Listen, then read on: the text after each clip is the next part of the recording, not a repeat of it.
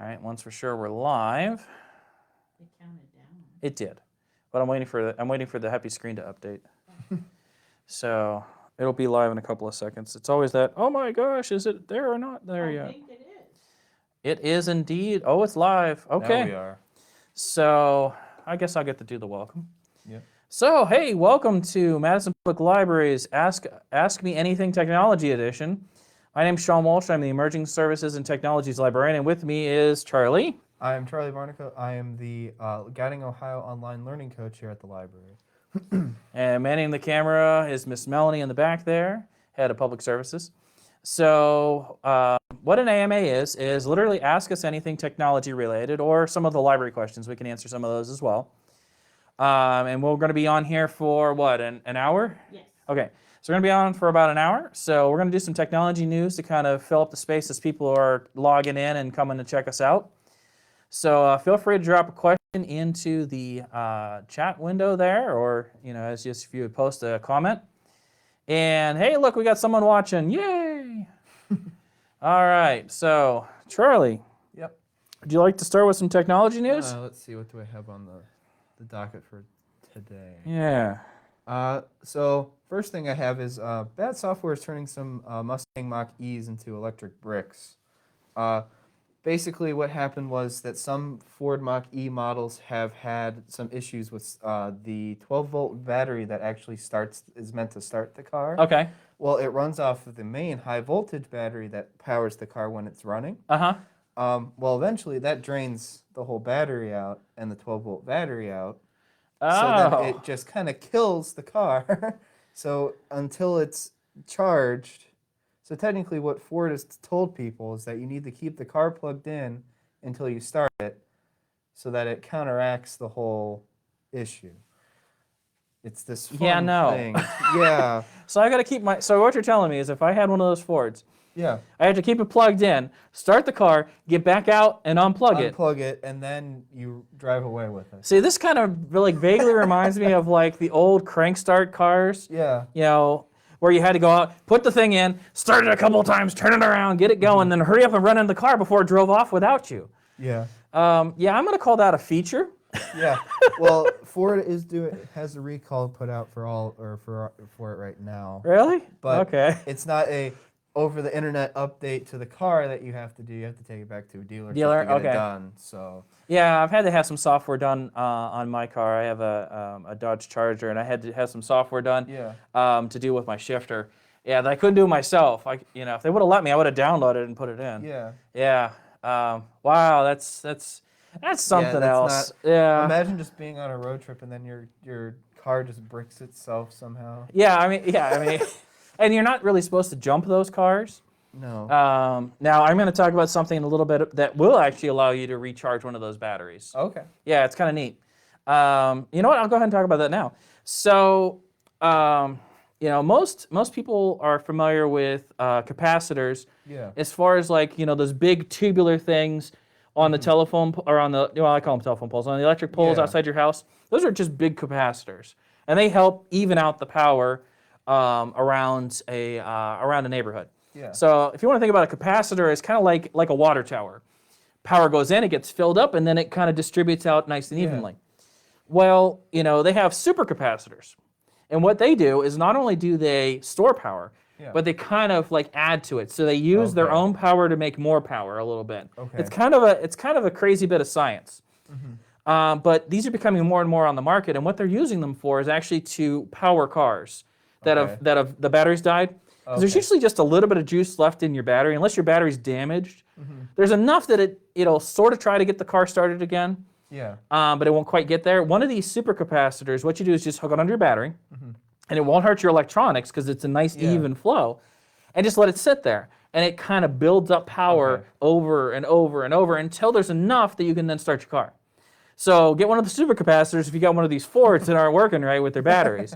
Yeah. But the nice thing about the supercapacitor versus like hooking up to somebody else's car is, again, it's an even power. Yeah. If you want to think about like, unplugging a thing of water and it just flows until it's empty. It doesn't like go flow, stop, flow, stop. That's what cars do. Cars fluctuate a lot. Where this is just nice flow out. So I'm kind of looking forward to those. There's a lot of things going on with capacitors that, in place of batteries, we can use capacitors. And capacitors are, in some cases, lighter than a traditional battery because the components are a little bit different. They're a little bit safer than a battery because capacitors don't really catch on fire like lithium batteries can catch on fire and be really dangerous. Capacitors are just like, whatever. Now, like the things on the telephone poles, those are full of PVC oil. Yeah. That is a little bit flammable. But these capacitors, like what we're using to charge a car, is totally different. Because I know someone probably in the comments would go, well, I've seen one of those things catch on fire. No, different, same technology, different setup. Yeah. In fact, one of the cool things in Kent, so Kent is kind of the hub for liquid crystal development. So they have liquid crystal engineers. Yeah. So liquid crystals, make our displays that we're looking at right here. But the other thing is that they can store electricity, like a capacitor. So a liquid crystal was kind of this geometric design that you can then store power in it. So they're looking at making liquid crystal capacitors. So if you can think about it, we can make a liquid crystal as thin as your display screen or your watch, your phone.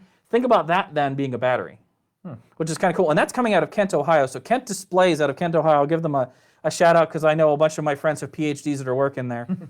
Absolutely awesome place. Yeah. And again, cool technology in Ohio, not far away from Madison. So what else you got, Charlie? Let's see. I have just a little fun one here.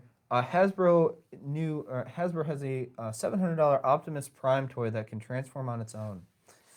Okay, so I am a child of the 80s, and I loved my original Generation 1 Transformers. And now I'm an adult, sort of. But even at 42 years old, I'm not sure if I'd drop $700 for a self-transforming Optimus Prime. I'm watching your video. It looks awesome. It looks pretty cool. It looks completely awesome. Same time, and it better have that really cool Transformer sound effect to it. I sure hope it does. But reading it didn't sound like it did. But I mean, that's a cool toy. I mean, I could see it getting broken pretty quickly. That's definitely like a toy for 40-year-old men. Like, how many times would you actually just see this thing like go out? And I know. It'd be like literally be like something I put it out in front of my friends, like, here, watch this. This is cool. And then just you and then like, okay, we watched it a couple times and then we move on to something else. Yeah. So any questions yet, Miss Melanie? We do not yet. We do have more people watching. I see that. So again, this is an AMA, Ask Me Anything. So this is your chance to ask us some technology questions. If you just want to type in the comment box there, and we'll do our best to answer your questions. You can ask us library questions. You can ask us technology questions, and we'll be able to go from there. If you ask us what's the best romance book, I don't think we're going to do well on that one, but we can do other library questions. So I'm still thinking about the $700 Transformer. So going back to my childhood, I was very fortunate that I had family members who were into astronomy, and my uncle Kevin lived in Florida, so we had a lot of space stuff because we get stuff from NASA and whatnot. And so I've always loved NASA, and I will always love NASA. And I'm kind of excited about the NASA's Ingenuity. Ingenuity. So it's the new it's new probe on Mars, and I've loved watching it. If some of you follow me on Facebook, I've posted what it sounds like, what the wind sounds like on Mars, which is really kind of cool to hear the wind on a different planet. Well, they're going to be launching a helicopter, and it was going to happen, I think, today, but it's going to be moved to Wednesday. Yeah, I saw something about that. But there's something kind of cool about the fact that we're going to be launching a helicopter on Mars to check stuff out. I mean, being from Ohio, and even though North Carolina says they're the birthplace of aviation, it really happened in Ohio and Dayton. And I'll argue that point. Just seeing that and hearing that is really awesome. I can imagine, the helicopter's going up, it's going to fly, it's going to be like a drone. It's going to be our first chance to really look at Mars beyond just what the rovers can see on the ground or what the satellites can see. There's that intermediary. So I'm excited about that. I'm also excited about Artemis. And I don't think this has got enough press. So Artemis, which is Apollo's sister. Yeah. So Apollo being our first mission to the moon, Artemis is going to be our newest mission to the moon. Oh, okay. And so, they're gunning for 2024. Okay. We're going to land people on the moon again. I'm kind of excited about this because, you know, the moon landing, it was in the 60s. And so, you know, it felt like to me a very, very long time ago. You know, even though I grew up with the space shuttles and all that going up and down, you know, it felt like it was forever ago that we went to the moon. Yeah. And it's going to be really cool to see us go to the moon again. I feel this is important because, you know, when we went to the moon in the 60s, all kinds of cool technology got developed. Velcro came out of that. Teflon came out of that. Corningware, things that we use every single day came out of that program. And, you know, to me, the rush to go into space, the rush to go to Mars, seems like, oh, we're going to spend billions of dollars to do that. But the investment on the long term of all this technology we develop ends up becoming something that's ubiquitous. You know, I mean, who would not survive without Corningware, Teflon, Pyrex, Velcro in their daily life right now? Yeah. Now, let alone batteries and all the other stuff that we've got going. Yeah. So I'm looking forward to this, and it's not that far away. It's, you know, 2 years. That's 3 years. That's cool. So what else you got, Charlie? Let's see. Let's go. Segway is going into the motorcycle side of things now. So you know them for the typical mall cop little run the around Segway. scooter Let's kind go of do a thing. tour of Yeah, Washington, so a tour. D.C. Yeah. So now they're moving on to a Tron style motorcycle. If you ever seen Tron before. Yeah, I love Tron. Yeah, that kind of stuff. They're going to try to go into motorcycles now, and it's actually going to be powered by, what was it, hydrogen? Oh yeah? Yeah, it's not going to be electric. It's going to be run off hydrogen. And they're saying it's actually going to be relatively cheap at about 10.7. Oh yeah? Yeah, for the entire thing. I mean, yeah, that's expensive, but yet not expensive in comparison to other things in that technology range. Exactly. So it's going to be hydrogen powered. So you're gonna load hydrogen or water into it somehow, and either make the water into hydrogen or plug into hydrogen. Yeah. Wow, a motorcycle running on hydrogen. That sounds frightening to a certain extent. I mean, especially because I'm looking at it, and it looks like one of those, you know, really, you know, extreme bikes. It's not I don't know how it's well not the like an camera would easy pick it up rider either. kind of lay back and let it go. No, this is it's like get in there and go. Yeah. Wow.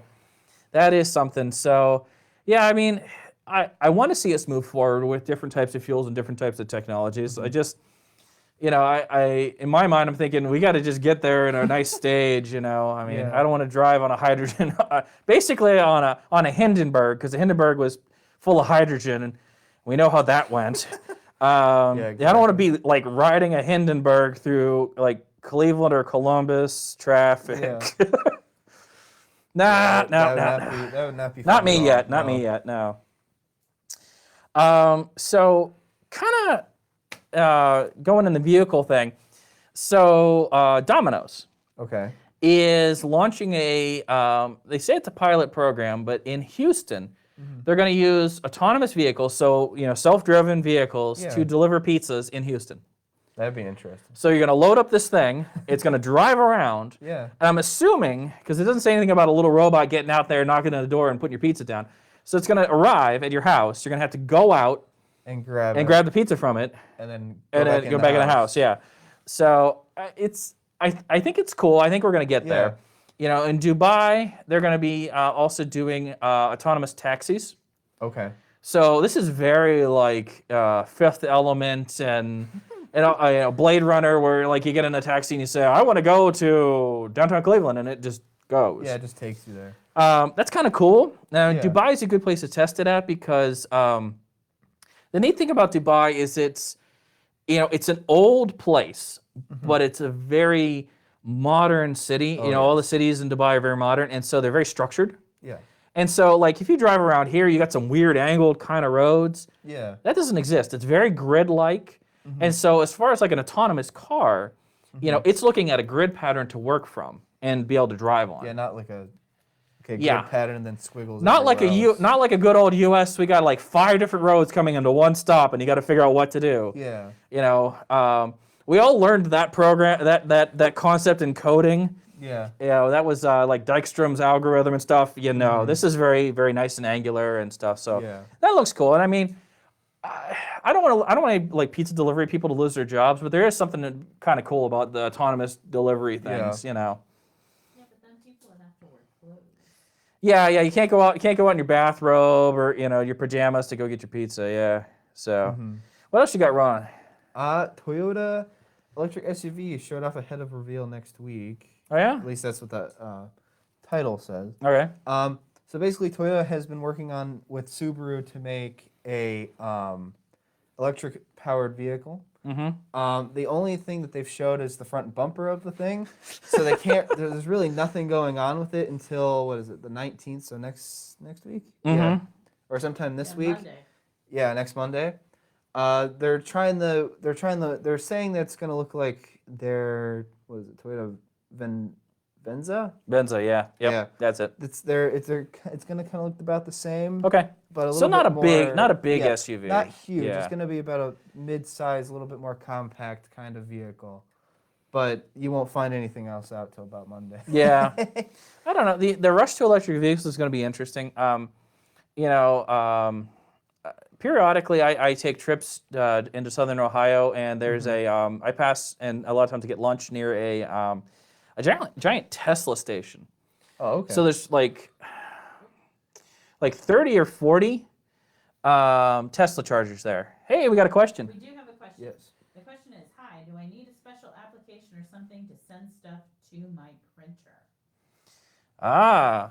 Would you like to do that one, or you Well, want me to do that one? It will depend on the printer, because I know some are a little weird on how you do it. Yeah.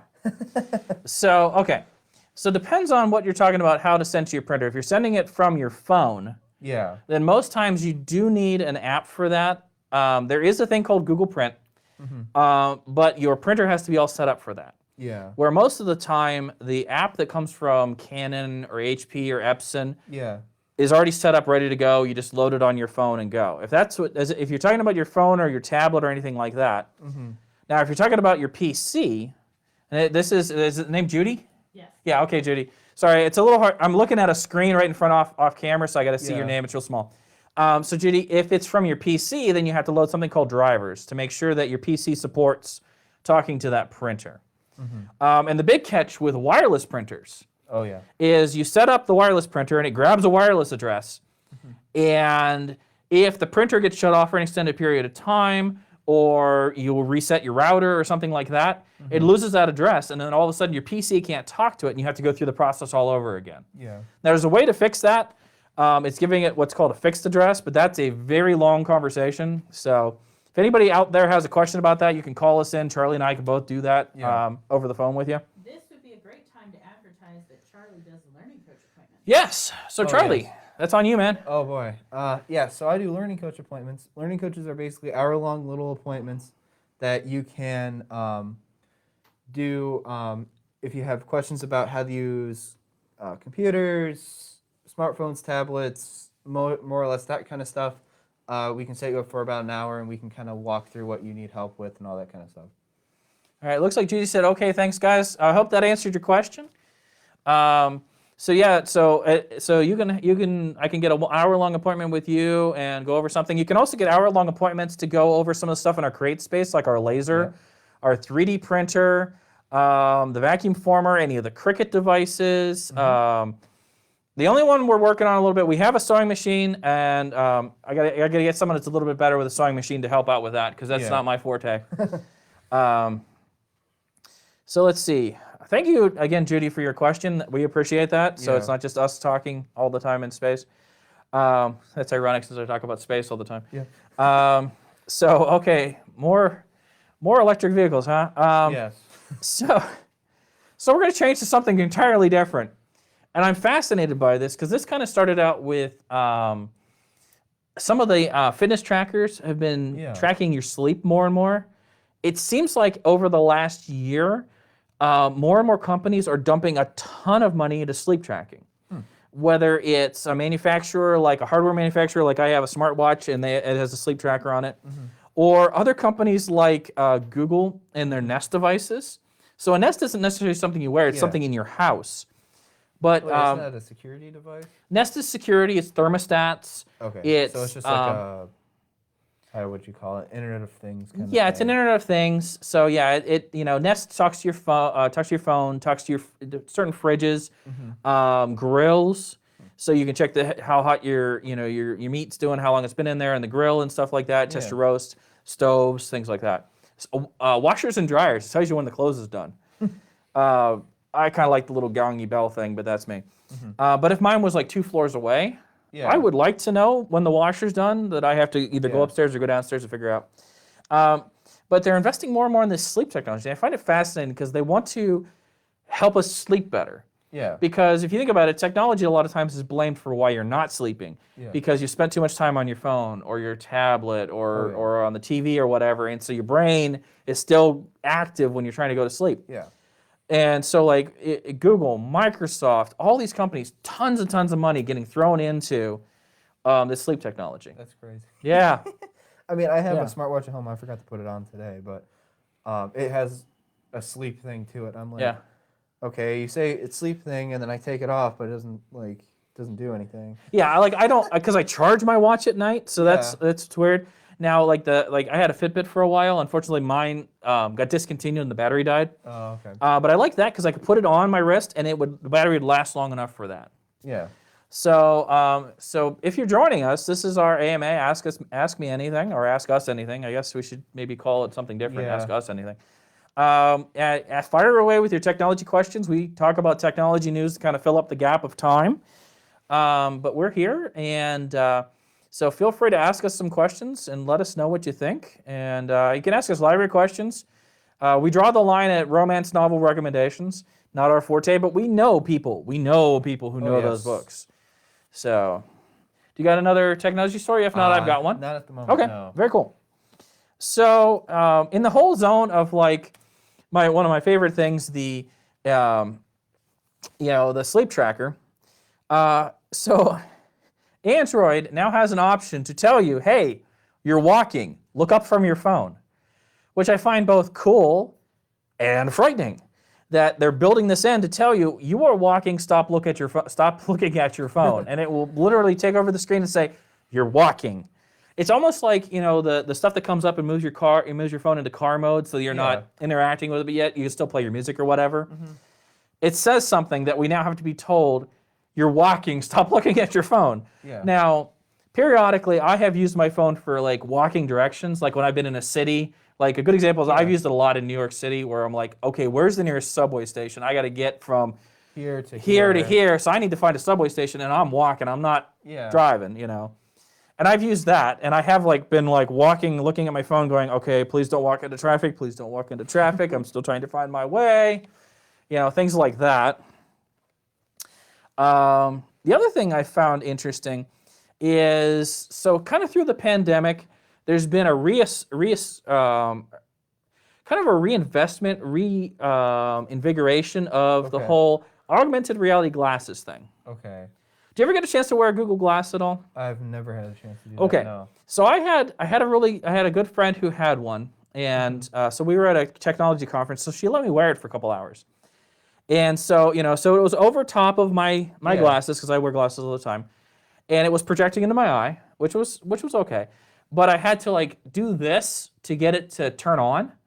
And I had to do this. These weird head motions. It looked like I had a weird tic or something. Yeah. Not to make fun of people who have tics, but I had to keep moving my head in weird angles, and eventually my neck hurt. Yeah. To keep waking it up. And there was a hand thing, but it didn't work as well.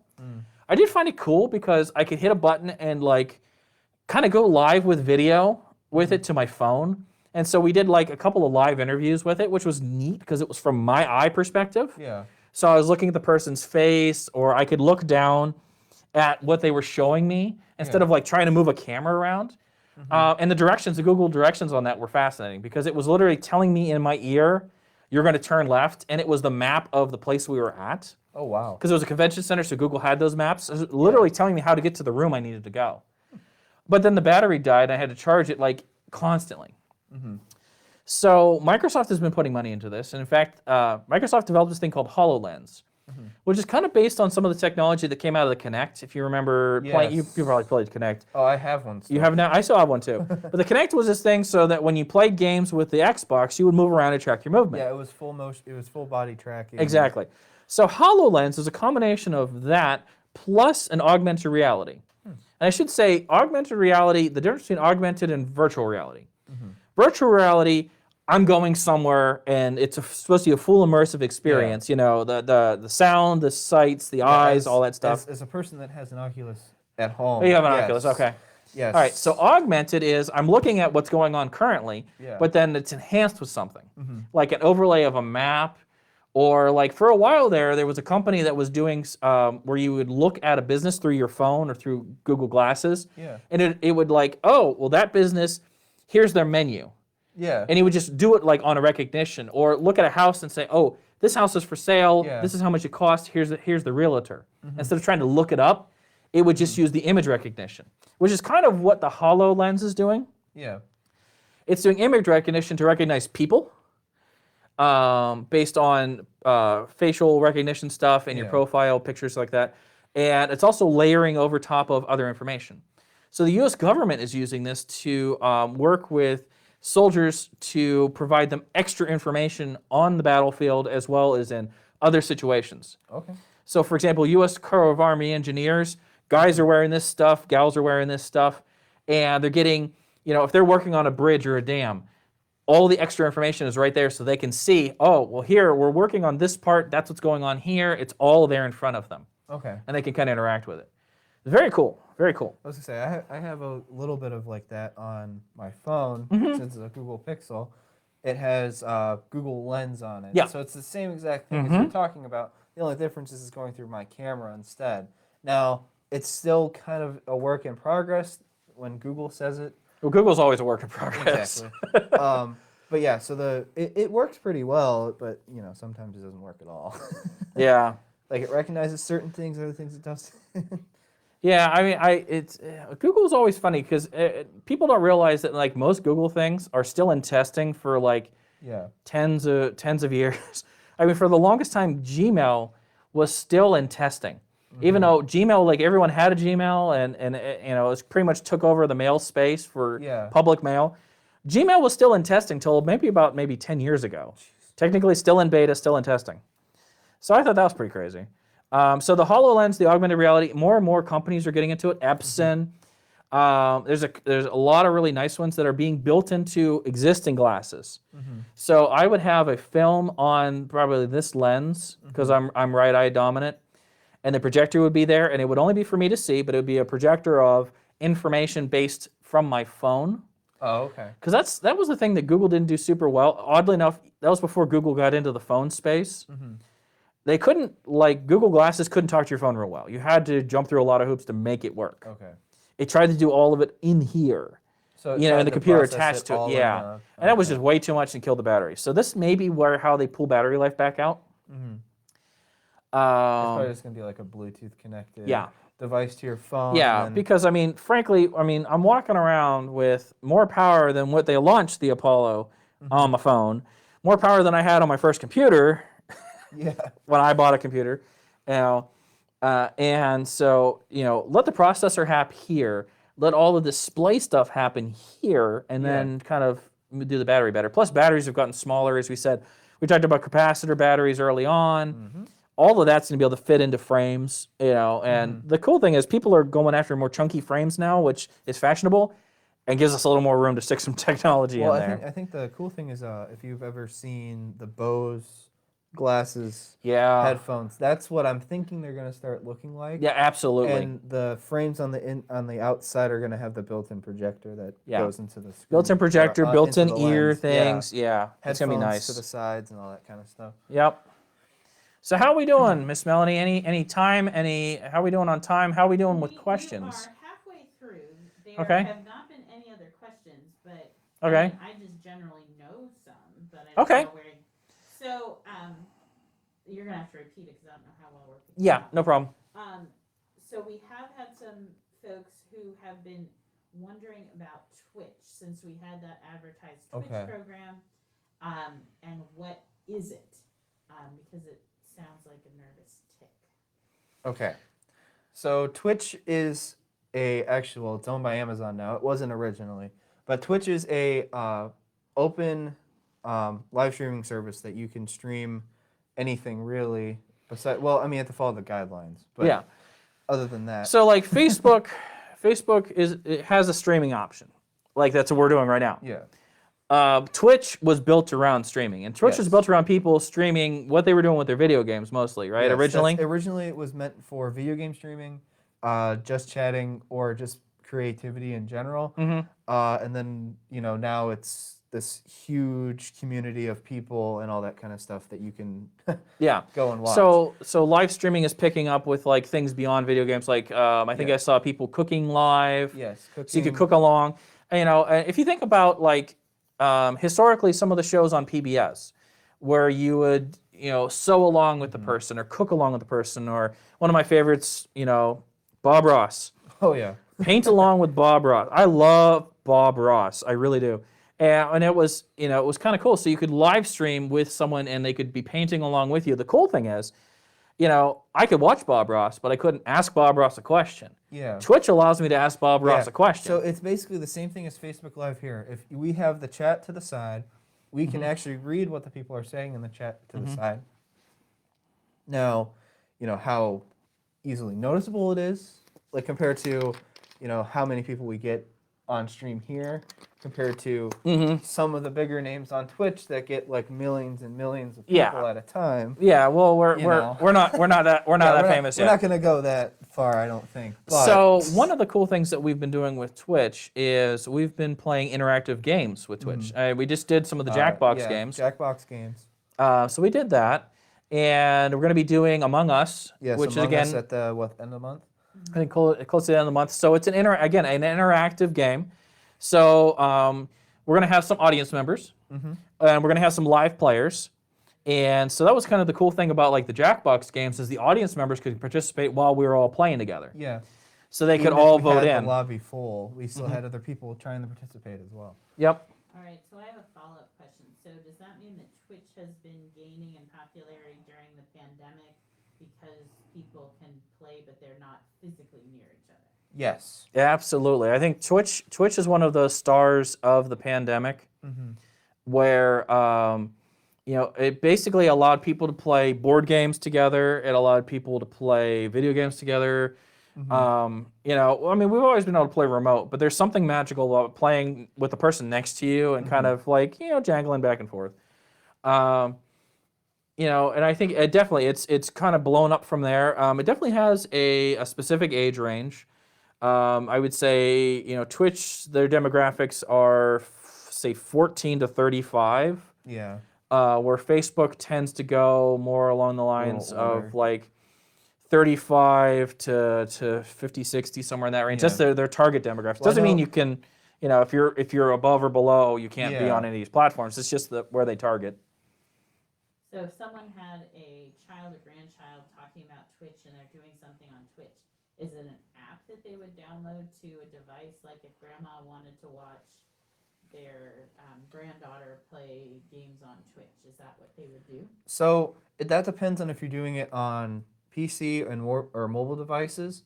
So like on PC, you just have to do twitch.tv and it will take you to the main site, and then you can just go ahead and search for whoever they're trying to watch. Like Madison PL. Yeah, Madison PL Us. is a good example.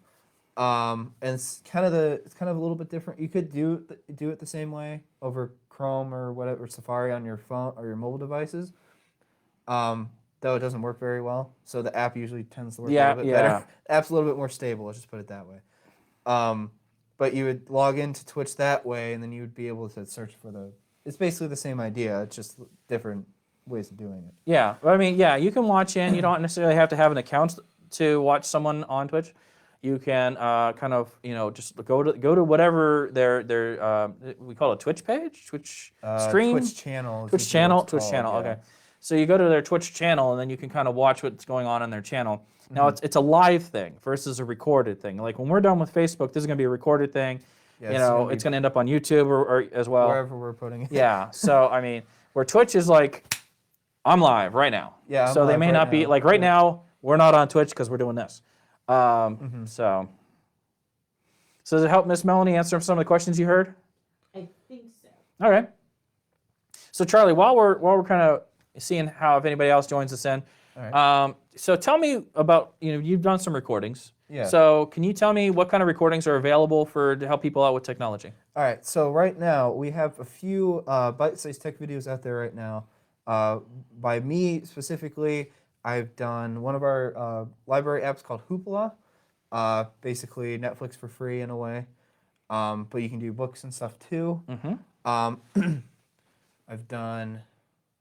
Oh, hold on. Yeah, I was gonna say, you want to bring up the screen? I'm gonna go to the YouTube page real quick. So while you're bringing it up, so I know that I've done some stuff on how to search a catalog that helps out school students. So I've talked about how to search a catalog for Lexile, which is the reading numbers that are assigned from our local schools.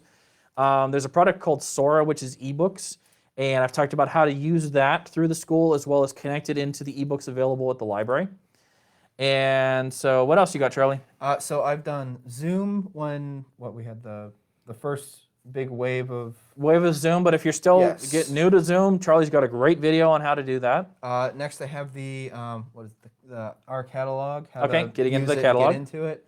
A video on some of the hotspots. I think I need to update that actually. Yeah, we got new ones. We got some new ones, but yeah, the principles are still the same. But you also did a troubleshooting one on how to troubleshoot a hotspot too, right? Fix it a little bit, yeah. Yeah. Then I think what was my last one? Advanced search on the catalog as well is the main ones that I've done so far. I think I'm gonna try to do Freegal and. We're gonna do some of our other apps. Freegal, which is our free music app. Yeah, Freegal. And then we're gonna move on to Libby and Overdrive. And I think is there Lynda. And Lynda.com, yeah, because you can get Lynda.com through us for free with your library card. So that's online. It's an online learning platform. So would you call it similar to Coursera or a little bit different than Coursera? If you're familiar with Coursera, it's very similar to Coursera. I like it a little bit better because it seems to be a little more fluid than Coursera. Not that Coursera is bad, but I just like Lynda a lot better, and it's paid for by the state of Ohio, which is really nice. So they're helping us cover the cost for that. There we go. So I know that Charlie, we're going to be doing some of the apps. We've got some video equipment that's going to allow us to take some live. Move it over this way. A little bit of live video from our phones. So for those who have iPhones, iPads, Android devices, things like that, we're going to start doing some of the videos on how to do things on your phone directly. Yeah. So like Hoopla, I know I didn't record any form of mobile devices at the time. We had that in mind, but I could not get my phone to record. Yeah, so we're gonna work on that. For some weird reason. So technology, yay! It doesn't always work for the technology guys. Yeah, so we're gonna work on that. We'll eventually come out with a video for mobile devices. Now, what we're gonna use is gonna be a mystery, but we'll figure it out. Yeah, it's always a mystery. Mysteries are fun.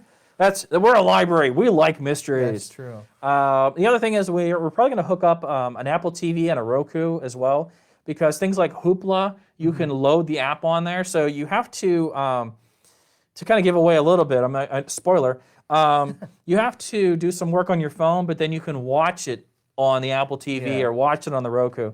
So you can borrow stuff from our free Netflix-like service and then watch it on your TV. You don't have to watch it with a PC, or you don't have to watch it with your phone. Well, that and interesting thing that I had a nice man call me the other day about Overdrive on Windows 10.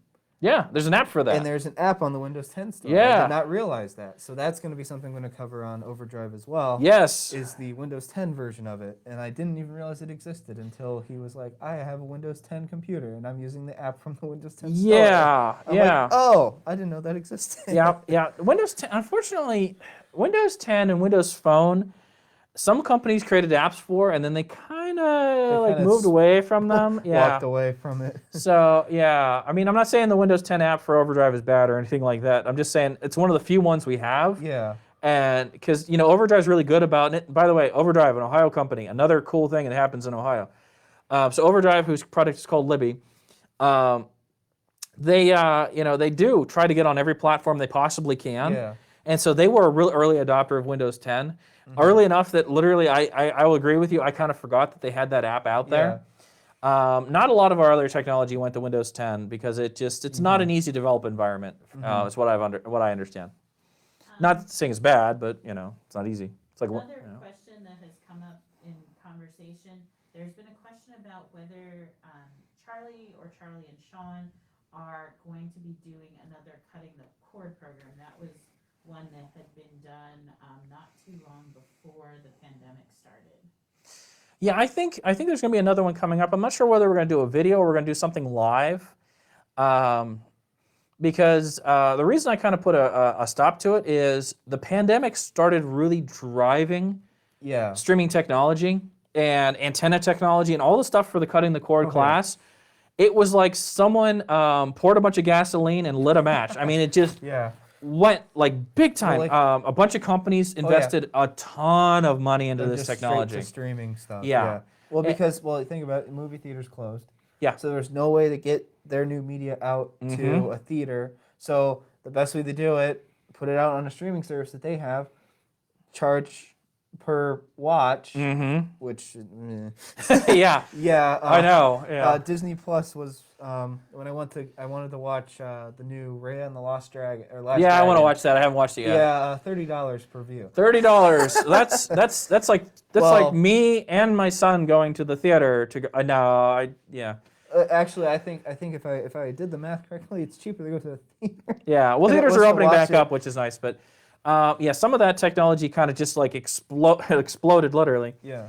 And there was a launch of, because I had my last class, I had done the cutting the cord. I had covered Disney Plus, but like Discovery Plus came out, HBO Max. I HBO think. Max came out, Peacock.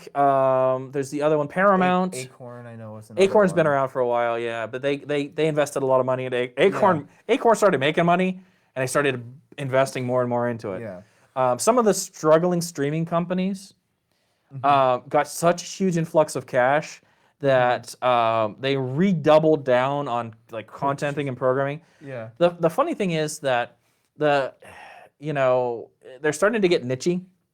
And so, like, if I wanted to watch Food Network shows, that's a Discovery thing. So I may have to go to Discovery Plus Yeah. as they're pulling things away from the other content channels like Amazon and Hulu and things. And then it ends up almost costing the same as cable because I'm paying X amount for this service, X amount for this service, X amount for this service, and it starts to build up and you're like, well, I cut the cord and I still have the same bill. Yeah. Well, I think the only benefit from is that if you don't want to watch or you don't want to leave your TV on all the time with just what's running on the cord, you can watch whatever you want or let it autoplay things that you want to watch. That's the only difference between, and a benefit that I see from streaming services is that I could just sit there and I could be, cleaning my room or something, and then I could be letting it autoplay in the background. Yeah. And I don't have to worry about it being this one show that I don't like anymore, and I have to swap it to another channel, and it's the browsing of trying to find. Okay, so you like the continuous play aspect versus like, okay, it's going to play one episode of a show I like, and then the next thing on is something I don't like, so now I got to get up and change the channel. I can see the binging factor of watching that, and I am a fan of the time shifting because I'm here in the middle of the day, so there's stuff that comes out in the middle of the day. I have a younger son, so there's some shows that we don't watch when he's awake. So it's nice to watch those after the fact. I don't have to. Yeah. I don't have to figure out what to that's do another nice thing. with my son at 8 o'clock because I want to watch something that probably isn't appropriate. I have deemed inappropriate for him. Yeah, I mean the time shifted factor of that it's what they've always called DVR time shifting. I think there's an aspect of that. I think there's definitely advantages. I think I'm waiting to see what happens because cable was like this too. There was a million little channels for everything, and then they all kind of bounced back together again. They all got eaten up, and they became part of because I still have fond memories of having 4 channels. Yeah. And I was the remote control. I had to get up and walk over to the TV and click the thingy. My parents always told me stories about that. They were like, Yeah. "Oh yeah, you had to get up, move it." You had to get up, check the thing, Unless and you then you had had to the- adjust the antenna.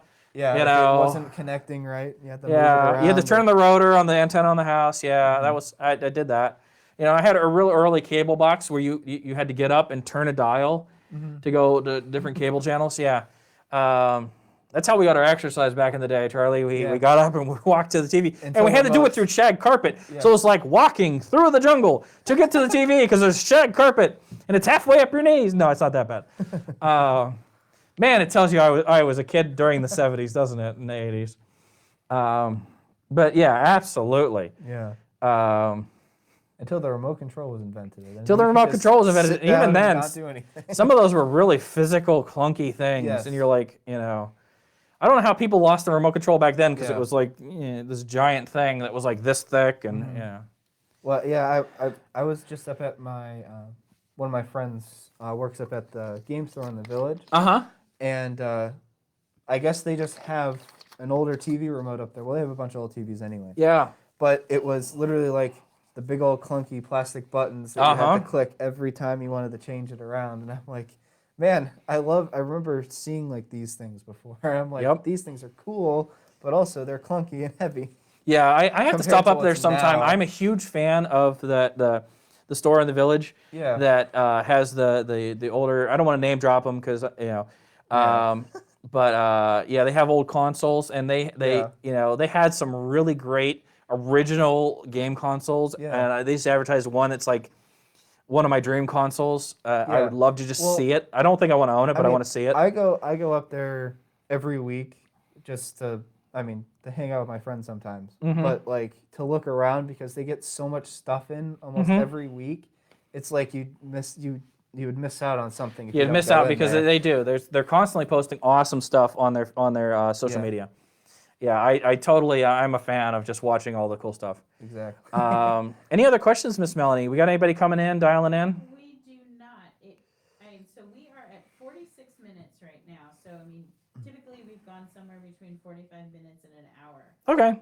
Currently we do not have anyone watching. All right, so I think we'll probably sign off. So thank you to Judy who asked a question. Thank you to the people who were funneling questions to Miss Melanie on a different way. One of the ways I'd love to do this is maybe try to figure out how to open up a phone line for us to do like a phone thing. The problem is I'm not sure how to get the phone into the stream. Yeah, so that you could hear it. Recording at the audio. Yeah, it'd be really rough. It'd be really I rough. want to shout out to Madison Food Center and Madison Senior Center. We were doing this AMA in conjunction with them, so hopefully there were some. Yep. So I should do that just in case you didn't hear Melanie. So we do all of our AMAs in conjunction with the Senior Center and the Food Center, two great places in Madison for helping folks out and providing a way to increase the quality of life around Madison. So big shout out to them. Big fans of all the people who work there. They're awesome. So I probably should do some plugs for, hey, we have a lot of great things on our YouTube channel. We have craft programs with Jenny. We have some knitting things with Margaret, including Plarn, which is plastic yarn, which is just a really awesome concept. We have Charley's technology videos. We have some of my technology videos. I just tapped my mic. Currently, we're also doing Macbeth. So that's a full cast of Macbeth that we put out there, that we recorded it with staff and sound effects. As of this morning, we did something for younger viewers. We had a challenge for between Miss Melanie and Miss Deanna on their knowledge of the Ramona books. Beverly Cleary, who was probably influenced just about all of us at some point. Her birthday was coming up. Unfortunately, she passed away. So in celebration of her, we did a trivia game. And they actually, if you remember the Ramona books, one of the more famous scenes is Ramona smashed an egg on her head. Well, I'm not going to give it totally away, but there were eggs involved and smashing. So you may want to check that out on our Facebook page. Even if you're not a fan of the Ramona books, watching someone smash an egg on their head because they got a question wrong is pretty awesome. Is there anything else I forgot, Charlie? Let's see, what else we got? We got a great history of Madison program that's up on our playlists. So we've got a lot of that content. Don't forget we do story times and other programs via Zoom. And so I think with that, we'll go ahead and sign off. So you can follow us on Facebook, Instagram, YouTube, Twitter, Snapchat, Twitch, and Pinterest. I think I covered everything. Did I forget any of them? I don't know. Let's let me just go to the website. Go to the website. All right. Let me just pull that up. Let's see any links that you forgot about. Did I say Twitter? I think I got Twitter. So Facebook, yeah. Twitter, Instagram, Snapchat, YouTube, Twitch, Pinterest, LinkedIn, and Flickr. Flickr, yeah. We're still on Flickr. Surprisingly. Yep. So with that, thank you very much. Have a wonderful afternoon or evening or morning, wherever you are and watching us. So, signing off. Go ahead and kill the food, please. Thank you.